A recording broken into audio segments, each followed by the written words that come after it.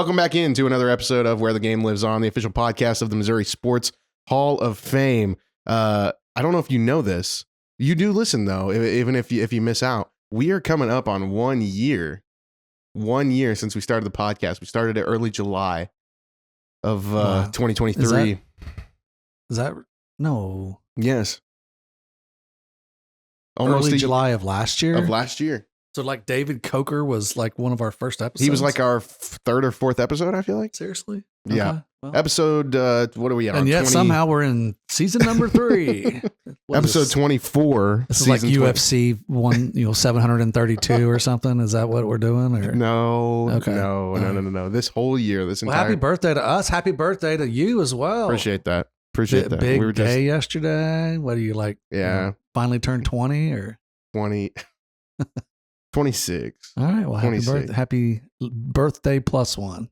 Yeah. It was almost kind of depressing though. A little bit. Just because it's like, I don't think your Facebook blew up, your social media just exploded. No. You're right. But it's like, I'm almost to that point where you like basically only start like really enjoying like the decades. Well, you finally clicked over half of my age. So congratulations.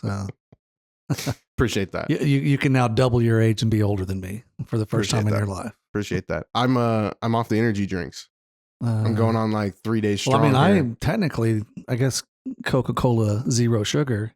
Is it the best Coke ever? Yes, but technically not an energy drink. So you think it's better than the real Coke? Oh, I don't drink like the regular. I only drink Zero Sugar now, so it's weird. Back when I was growing up, I couldn't imagine anyone drinking a diet drink because they tasted so like awful to me. And then, so I've been drinking Zero Sugar for several years now. And so I think it's as good as regular Coke. I think it's awesome. Shout out Ozarks Coca-Cola, Dr. Pepper Bottling Company. Yeah. Well, it's been a while. You stay busy. Your kids were recently at Kanakuk. Yep. How did they enjoy that?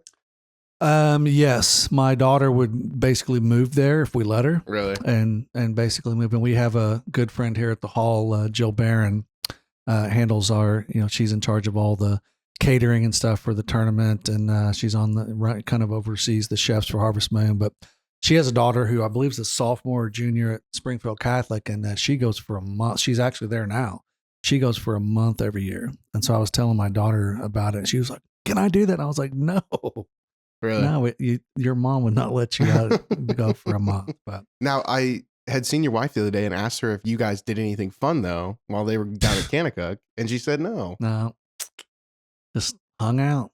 Sometimes that's the best plans though. Is just not having any plans at all. Yeah, we didn't. I think we went to. Trying to think, I don't think we did anything remotely out of the ordinary. So just go have a nice meal or something, or yeah. Yes. So we dropped them off on Saturday. Our anniversary was that day. Congratulations. So we dropped them off. And then the next day we drove down after church and ate in Springfield. Nothing fancy, but so yeah, we didn't do anything too out of the ordinary. I had Tall Tales for my birthday. Oh yeah? You ever had Tall Tales? I've heard of it. Yeah, it's a Johnny Morris place. It's down there, like in Hollister. I was at the lake. I went to the lake this past weekend. It's pretty good. It's not. I mean, it's just kind of like bar food. I'm trying to think where it's at though. It's there's like an angler's hotel down there. It's like right by C of O. It's like right across the highway from C of O. Okay. It's pretty good. I think it's always. I enjoy it. I do. We love. Speaking of Johnny Morris places, we love the place in Ozark, the Ozark Mill. With the river next to it. Yeah. We like it. Yeah, I only eat there on like special occasions though. So have you been to both though? Have you been to the mill and the Garrison? The Garrison. Yeah. So I didn't know this. The Garrison though, is like the whole inspiration behind it was a guy by the last name of Garrison, I think, who owned a place that used to be right there on the Finley way back in the day, Riverside Inn or something like that. Nope. Good eating. Yeah, no, absolutely. We'll keep it moving though here. We actually had a big event last night, the Springfield Sports Commission Awards, basically the biggest night in high school sports here in the 417, an awards night that sees, gosh, how many awards do we give There's out? probably 35-ish. There's quite a few. There's one for like 32 or 33 sports. And we have like 6 other specialty awards, for, performance of the year, boys and girls athlete teams, that sort of thing. And then gave away the first ever Sports Commission Cup last night as well. And then we had 4 Inspiration Awards, Spirit Awards. So it's a huge night. Yeah, the Spirit Awards are the most memorable. Yes. People usually remember those.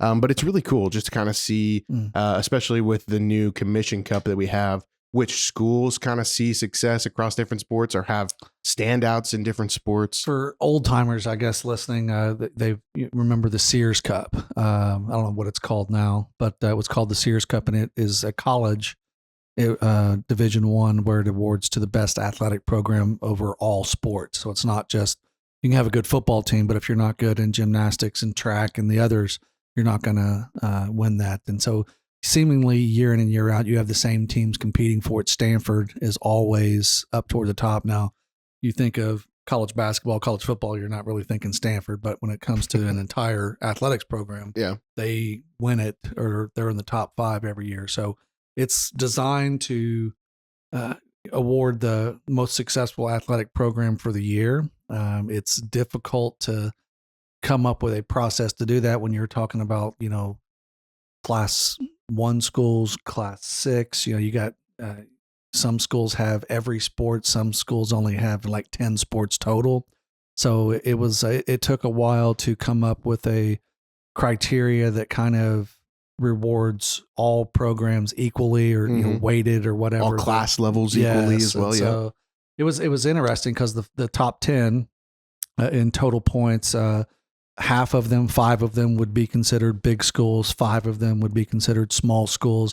I think the enrollment of the final 10 ranged from 60 students to over 1,400, almost 1,500 students. And so it was a good mixture, but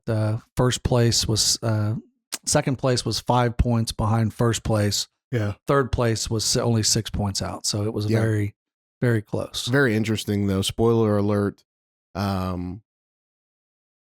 Fairgrove was the one that took it. Fairgrove won the inaugural Sports Commission Cup. They had multiple state championships, would certainly help the cause, but certainly volleyball, which and, was and girls basketball. Yeah, that's right.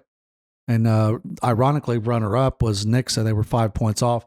Did not win a single state championship, but had success across the board pretty much. And should say didn't win a single team state championship. Correct. I think. Yeah. Because they had some award winners through there too. And so it's about so that it's we'll look at it and see if it can be tweaked. But I was pleased with how it rewarded. I mean, Chadwick was the school with 60 points. I think they were in the top 5. I think they may have finished fourth or 5th. And they had a boys basketball state championship in there. Boys basketball. I think they had one other state title. I can't remember what it was, but so they had a good year as well. And of course, they don't have the opportunities to win a district title, to go to state and some of these other sports, but took advantage of what they did have. Yeah, the thing that's most impressive to me, though, is just seeing the progression of talent in this area.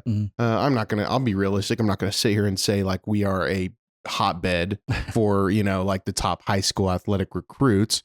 No, Cantwell aside. I was fixing to say we have the number 1 recruit in the class of 26 here. Cantwell aside, though, I've been so surprised to just see the finalists in these groups. And not only do they have the stats and the accolades and, all these tremendous seasons, but you start seeing where these kids are going. I feel like even whenever I came through this area, very seldomly did you see people going Division I, especially in certain sports.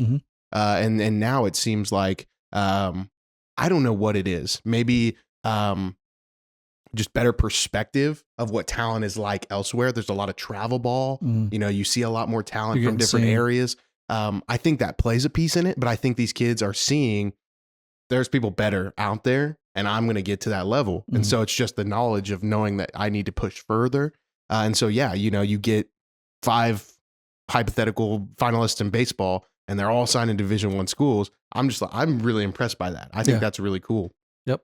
So it's a really cool night. One of the more fun ones that we do, a lot of work that goes into it. But in terms of being able to honor kids at the high school level, Yeah. it's really cool. It's the sports commission, just hindsight, I guess, for us with the Hall of Fame. I think this was the, I don't know, 7th or 8th year that the Missouri Sports Hall of Fame has managed the Sports Commission Awards. And so for us, looking back, when we get to our planning meeting in August, almost unanimously will be, man, that's one of the fun nights of the year. We want to keep doing it. But the calendar, it's like at the worst possible spot. I mean, we have literally, we are now, like last night marked 1 month exactly until the start of the tournament. Yeah. So July 18th is the Thursday of tournament week, which for us, it's like July 8th. So we're like, 4 weeks away from the Price Cutter Charity Championship. And so having to do the Sports Commission Awards and, kind of working on that event, we can't fully 100% focus on the Price Cutter until we get through Sports Commission. But at the same time, it can't be anywhere else on the calendar. You got to get through the school year and it's got to be so, but we love it so much that we're willing to put ourselves in this position every year to where we've got a mad dash to the Price Cutter. You're getting me sweating thinking about like the Price Cutter. I've been sweating for for a while now on that. Maybe it's the coffee. Maybe the coffee's hitting me too. It's coming whether we're ready or not. So we might as well be ready. So absolutely. A tremendous night though. Not the only thing that happened earlier in this week, Monday night, Boston Celtics, NBA champions. What is it? 18? 18. Yeah. 18th. Yeah, that's crazy to me. Anybody. Is that the most of any sport? My goodness. I don't know. I mean, it's crazy. I don't know. Did you watch any games? I did not watch. The only thing that I saw was a replay of some, I guess, half court buzzer beater where some guy took 17 steps, Pritchard, on Monday night and hit a shot. Yeah. I mean, I don't watch NBA basketball. It's funny. Everybody wants to say it's rigged, right? Because I don't think it's rigged. I just think it's not watchable. Boston wins big, game 1, game 2, game 3, and then they lose game 4 in Dallas, and everybody's like, "Well, yeah, they wanted to win on their home floor." I'm like, I don't think I would be messing around at all. I think Dallas just didn't want to get swept. I would call game 4 a wounded animal. Okay, I could just the animal's dying, but it makes one last gasp effort to survive, even though it's going to die. And that's what Dallas, they were not going to win the series, but they lashed out one more time, won by 40. And, I could have predicted what happened Monday. But. Yeah, I'm curious what Taylor thinks about it. I had Boston in 6. It was Boston in 5. He had Boston in 7. Somebody had Mavs in 7. Who was that? I think I had Pacers in 6. Yeah, let's go back. Let's clip that real quick. Yeah, well. Boston, I don't know. They were just good. They were good. Jaylen Brown is outstanding. He was series MVP. Jason Tatum, don't think he played terrible, but he played. He wasn't the leader. He wasn't the captain of the ship per se. It was Jaylen Brown. So there's still that room. There's still going to be that space that allows other people to kind of slip their opinions in there about him. I said it, man. It had been a couple months ago. I said that this year's NBA Finals could determine who the face of the league is going forward. Because it's just a time of transition. All these guys that are going on their way out that have been a certain generation of the NBA, and LeBron is definitely coming to the end of his road. Curry's and it's Harden and Kawhi, Durant. Russ, all those guys. So, I really thought it was Karl Anthony Towns, Luka obviously stepping up. But can it be Jason Tatum? Can it be Jason Tatum and Jaylen Brown? Why can't it be a 1-2 combo? I don't know. I don't want to see the NBA go European though. I just want to see. Don't watch the draft. No, seriously, I know every year, right? It's just like there's always something. It's always going on, but it is what it is. It is what it is. I was glad to see Jason Tatum win it. Did you see the what St. Louis did where they wore the jerseys though? The Cardinals. Yeah, with the Tatum jerseys. Yep. Yeah. Saw that. It's pretty cool. Yep. Pretty cool. We'll keep it moving though. You been watching any baseball? Yes, not Major League. I've been watching College World Series, paying attention to that. Yeah, so that's good. I would love to go to Omaha. Never been. No, Really? not to the World Series. No, Really? I've never been to Omaha. I've driven by it, but I actually wanted to go way back when it was at Rosenblatt Stadium, Mhm. but even at Charles Schwab, it's just a fun event. And then this year, I've always rooted for Florida. I mean, I'm a Florida State football fan. I've always rooted for their baseball team because I just didn't really have a team. Yeah. They're like the eternal. I think they've got the second most wins in history behind Texas. They've got the third most appearances in Omaha, and yet they've never won it. And most everybody knows with the setup, you get there, you need to win your opener, or else you're kind of doomed. But they're still, they made it there, and so and then Kentucky, it was their first time making it, which I'm like I said, I'm not jumping on any bandwagons, but it's just that first weekend you had so many, like I think the first 4 games on Friday and Saturday, you had 3 walk-offs, 4 one-run games, 3 walk-offs. Yeah. So I mean, that was just fun to kind of stay up with it. And then of course the U.S. Open was this weekend as well. That's true. We'll get to that real quick. But first, you got to go to Omaha. You got have to. you been? Yes. So the first chance I had to go was actually when Missouri State made the College World Series. Wow. And that was like 2003, 2004. So I was young. Dad was like, "Hey, you want to go up to Omaha?" And I wasn't old enough to really know the significance of it. Ended up not going. I would have been plenty old by that. So ended up not going. Didn't ever even realize the significance though of Missouri State, especially making a College World Series, which is definitely really hard to do. But Oklahoma, you're an Oklahoma fan? Like I said, they've been there several times, haven't they? Yeah. They hosted a regional this year, but ended up getting beat in that regional. But then I went in it would have been 2010, maybe 2011. It was the year Stony Brook made it. Oh, okay. They were the kind of the Cinderella that year. Of course, you don't really have one of those this year per se. It's all pretty, 4 ACC and 4 SEC. Yeah. So.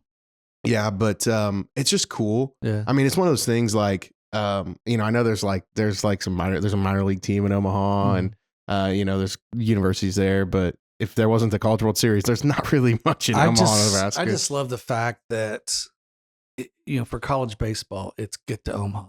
Omaha or bust. Yeah. I mean, it's in the same place every year. I love that. And then Oklahoma City is same with college softball. I mean, you got to get to OKC. That's what everybody's mission is. So I just like the fact that it's in the same place every year, and it's kind of tradition. But I've heard the city, there's not a lot there. I've heard they kind of, this is their. Yeah, they rally around it for sure. So. But I went and saw the old Rosenblatt, which was kind of cool just because I've always seen old footage of games that were played there and stuff. The only thing I don't like about the new stadium is just the dimensions. Okay. The atmosphere, especially like the liveliness outside the stadium. There's all kinds of festivities that are going on the whole time during the College World Series. But they moved to this new stadium at a time where they basically had a new deadening technology put in the bats. So you have bigger outfield dimensions and weaker bats, and there were like no home runs hit at the College World Series for a while. I've heard it's cavernous compared to where a lot of these teams are playing their home. Yeah, but it's kind of picked up a little bit. It's kind of like the technology has like they've kept it within the regulations, but also kind of juiced them up a little bit. So you still see them, but it's a huge field, big field. But yeah, and it's just cool. The atmosphere being there. It's general admission out in the. I mean, I think I would rather go opening weekend and see all 8, teams play. Probably more so than the championship series the following weekend. I bet. Yeah, unless my team was playing. But yeah, my favorite thing though when I was there, and it was silly. It was silly, but it's all general admission out in the outfield, right? And so the outfield's always packed. That's why you always see it packed on TV. Because back behind, it's all saved for like travel of the university, family, players' families, things like that. So you get college kids out there that they're like, man, it's summertime. Let's travel to College World Series. They like to get beach balls that they hit around in the outfield, right? Yeah. And then they actually tie a string on them and throw them out on the field. And every time that there's a ball in play like that, they have to pause the game. Somebody runs out there to get the ball. So what do? They wait for this guy to come out of the bullpen or wherever, maintenance, nook or whatever. And yeah, they just pull it up, and then he's just standing there, and he's kind of like, well, I guess throw the pitch, So I don't know. It's always cool. It's just you have to go sometime though. Yeah, it's fun. Definitely. Just a little. I mean, do you want to take a vacation to Omaha? No, but go for a weekend, right? Go up on Friday, Saturday, Sunday, come home. It'd be. Yeah. They would definitely be very cool though. I actually have a friend who I guess they have in conjunction with the College World Series. They have like a massive baseball for young. USSSA. Yeah.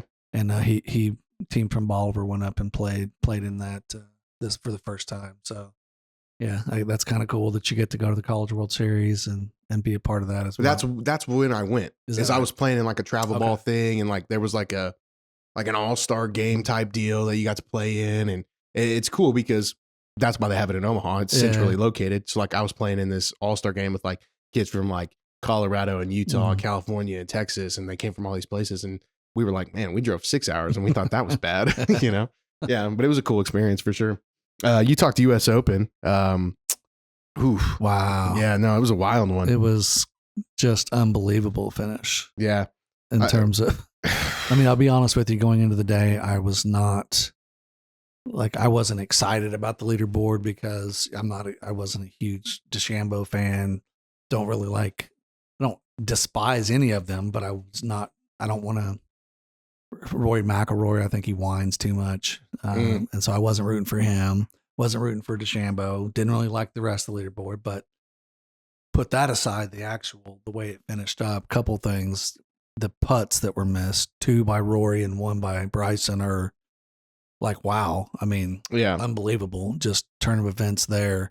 Rory missed the one on, I think, 16, and you're like, oh, wow, that's going to cost him. And then literally Bryson misses one himself, and you're like, okay, well, they're even. And then on 18, when he missed that, and then even though he missed the one on 18, you're standing there, and DeChambeau cranks one under a tree, and he's having to, I mean, look like me playing Nobody wants to win Saturday. I'm off in the rough with a tree and a root and everything else, trying to figure out. Of course, if it was me, I'm probably foot wedging it out into a better lie. But no, it. But when he's standing there, even though Rory had missed the putt on 18, you're thinking, okay, well, I mean, he could easily bogey this hole for a playoff. He could easily double it for a loss. And Rory could be standing there, U.S. Open champion, after missing a 2-3 footer, and then he hits it into the bunker, and then of course they're talking about how that's the hardest shot in golf, and I'm like, yeah, I can see that. And then he pulls probably one of the greatest, Bryson DeChambeau, that 50, 60 yard bunker shot to within 2 or 3 feet, was probably one of the best shots, pressure packed shots in major history. I'm not gonna say it is there, but it's top 5. And then of course he makes the putt, which how ironic would that have been if he misses the 3-footer to force a playoff? But he makes it, and he won me over. I was not a Bryson DeChambeau fan, but he won me over in the aftermath. He was obviously.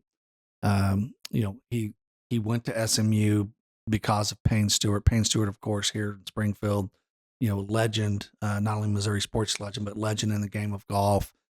25 years ago, Payne Stewart won the U.S. Open. I could remember watching him beat Phil Mickelson that day at Pinehurst. Yes, and so the iconic fist pump after he made that putt.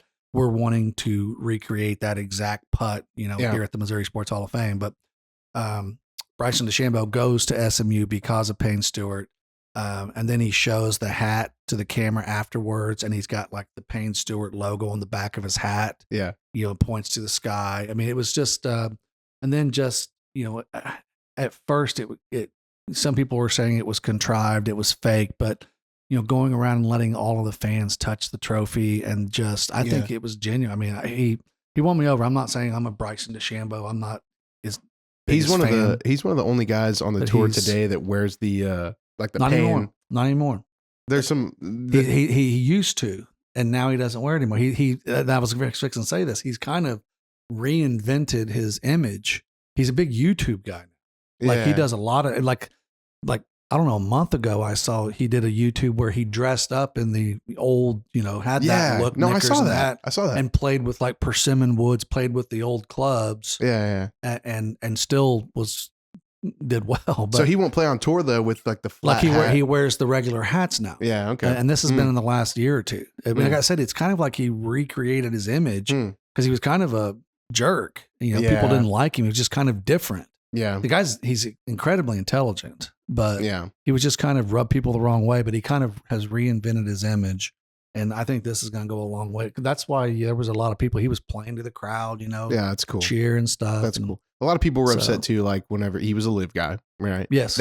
I'm telling you right now, for whatever it's worth, that's going by the wayside here soon. It is. It's going to be like whatever. They went and did this for a little while. Okay. Yeah, man, my biggest takeaway, a little different than yours. Obviously, yeah, tremendous win for DeChambeau. It was on the Rory side though. I think that it's been 10 years now since he's won a major. Everybody always talks about him during the Masters because he's trying to finish the Grand Slam. I think this will make it impossible for him to win a major again, which is crazy to say because he is competitive week in and week out. He's almost always making cuts. He gets a win. Competitive in every single major this year. He gets a win periodically at other stops. I think he has a win under his belt this year. Last year, he won the Scottish Open going into the Open. Yeah. I mean, he's at the top of his, I mean, he'll tell you he's playing as good a golf as he ever has. But I think having been so long, there's been a mental block, and now coming so close at the U.S. Open, which some people think is one of the biggest ones. I just think he won't be able to get past it. You saw he left without comments. Yeah. What yes, no, who cares? I can't wait to see the full swing next year when it comes out. Yeah, I think you're a professional athlete. That's a crummy loss. You're taking a huge paycheck and you're entertaining a lot of people. And I think part of your job is answering questions and having to be, analyzed like that. I agree. 100. I mean, I've seen people say, well, it's just human. Yeah, I agree. I mean, he was upset and he left. I think it hurt his image, in my opinion. I personally have rooted for Phil Mickelson for even back when he was the second best golfer on tour behind Tiger. I was rooting for Phil, and Phil hasn't created a great. Of course, Phil rubbed people the wrong way with the whole live thing and everything else. But how many times has Phil Mickelson finished second at the U.S. Open? 5 times. Every single time he's hung around and answered. He blew a 2-stroke lead with, by double bogey in 18 at Winged Foot, and still hung around and answered questions. Greg Norman, who, Rory McIlroy despises because of the whole live thing, himself blew a Masters lead, hung around, answered questions. So I'm like you. It comes with the paycheck. Yeah, it's tough. You hate it. That's a terrible situation for him to be in. And you made the comment, people will be like, well, he's human. And I'm like, you are right, but he's not, because we make those guys not human. They know that. I mean, they live in the spotlight. Everybody, I don't go to, I don't go to the SCAs last night and know that I'm going to have millions and millions of people watching me try to make a putt, so. But I mean, he posts an apology or kind of like an acknowledgement or whatever on social media on Monday. It's not the same. Yeah. It's not the same at all. And great. You should have, if nothing else, you should have shook Bryson's hand, whether you like him or hate him or despise him or like him or not. You should have acknowledged him. Hey, good job. And answered a few questions and laughed, but whatever. Going back to the putts that were missed though themselves, I'll say this. The greens to me looks like glass. Like they all week long, they were just some of the shots they were hitting, and then they were just rolling off the green. Now by Sunday, you would hope that they've kind of got a better feel for it, but still, I thought that course, and this is how everybody thinks the U.S. Open should be. Like they think it should be a totally unhinged course and so difficult for the players to play. They think the winner should barely shoot even or below par. And that's fine. That's cool. I get it. Let's do it once a year, whatever. I thought that course was on edge the whole weekend. Like I would love to see it here in the coming weeks. I feel like they just totally lose it. Like it probably just dries up and looks like garbage. And they're like, oh, well, we already had the U.S. Open here, but we'll still charge you $500 to play it. You have to put it into perspective. It's like, man, that is insane though. That it's like, we could never play a course like that. And we're going to sit here and just absolutely just dog a guy for missing a 4-foot putt. But what I love about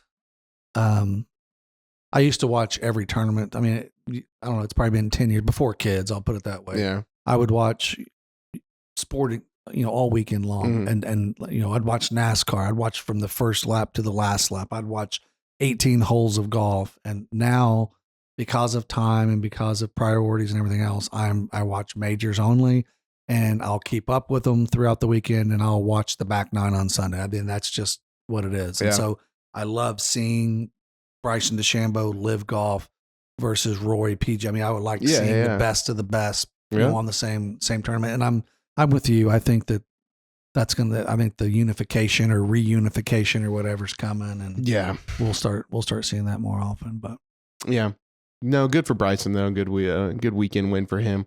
The future is just bright. You're right. I think in terms of just, he's one of those guys that's ushering in fans, and if he has success, it's good for the game. Probably more so than Rory or most of the guys on tour for that matter. So real quick though, you said, is Rory on the full swing season right now? He's getting filmed now? They're filming season 3. Okay. That will come out next year, and we'll get to watch this year. Well, if you watch him walking to his car, he walks out of the clubhouse and walks to that Lexus and puts his bag in the back and backs out and squeals tires or whatever on the way out. You see someone walking with a woman with a microphone and a guy with one of those camera things walking behind him. That's the full swing crew. Really? We're following. See, they get to go inside the clubhouse. So they following him after he, putts on 18 and leaves and walks in. They get to walk in behind him because they have full access. So I think it'll be an interesting episode of Full Swing next year. Yeah, it's tough. And I'm sure there'll be a sit down interview with him of what he was thinking, why he left, why he, didn't maybe he'll answer walk questions. off from that interview too. Maybe. Maybe. Well, we've come to the end of our time. If you've made it this far in the episode, we appreciate you joining us. Be sure to leave a like, drop a review, share it with your friends. New episodes every Wednesday, Apple Podcasts, Spotify, and YouTube. Man, it's crazy. Coming up on 1 year. 1 year. Happy birthday, Where the Game Lives On. Yeah, absolutely. Anything else for the people, Byron? We'll see you next week. Absolutely. Catch you next time on another episode of Where the Game Lives On.